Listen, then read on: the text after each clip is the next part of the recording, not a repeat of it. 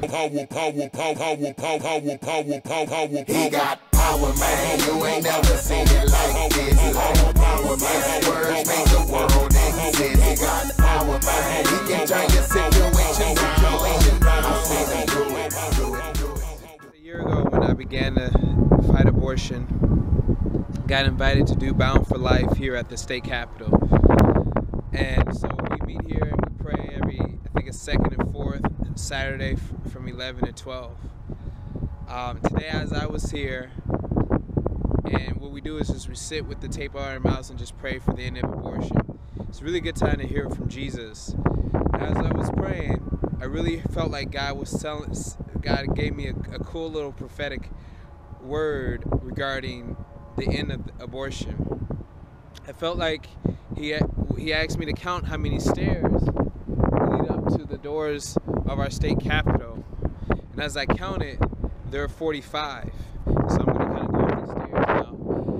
And as I counted for the 45, I realized the Lord was saying that every 2 weeks, every time you guys come here, take one step closer to the capitol and pray for the end of abortion. Then the next 2 weeks, take another step and continue to pray. And I felt like the Lord was saying that if we continue to pray and work, and that this will come to an end, and that we continue to pray and work, and every 2 weeks we take a step closer to the doors of the Capitol. When I counted how many stairs there were 45 stairs. I found it interesting that the last 5 stairs were the stairs that I entered exactly into the door. So we know that abortion has been going on for 41 years. So the last step was literally 40, and I thought that was strange, that the last step was step 40.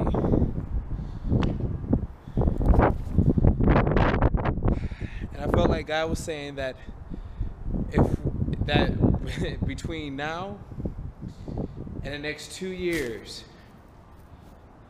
last 5 steps, 1, 2, 3, 4, 5. I felt like God was saying between now and the next 2 years or whatever, if you do the math, every 2 weeks we take a step closer to these doors, that legislation will come to these doors regarding the end of abortion.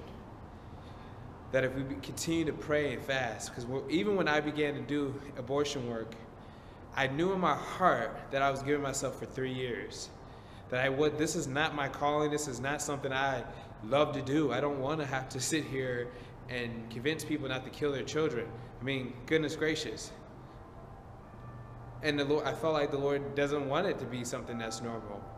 And just like a campaign, people who are pushing a campaign for legislation, and not only just for legislation, but also to win the hearts of people, I believe the Lord is saying that even now, that we got about 3 to 4 years or whatever until legislation comes to the capital or even to the nation.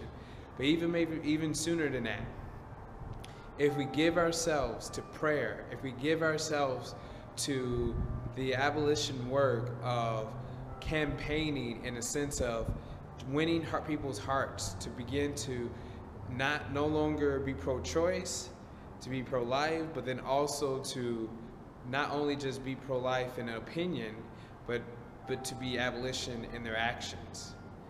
And so I'm encouraged leaving here today that these halls and these steps one day will have legislation coming to it to end abortion in Minnesota and possibly the nation.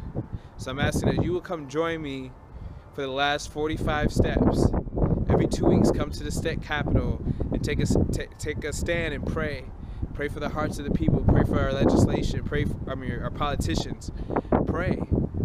And every 2 weeks you come and begin to make one step closer. And I like the analogy that every 2 weeks as we work, we're just a little bit closer to our ultimate goal. And when it comes to child sacrifice, ending child sacrifice. Join us in other ways. Obviously, there's other ways than coming out to this clinic, ways that we can really begin. Because that's coming here and pray is just the beginning.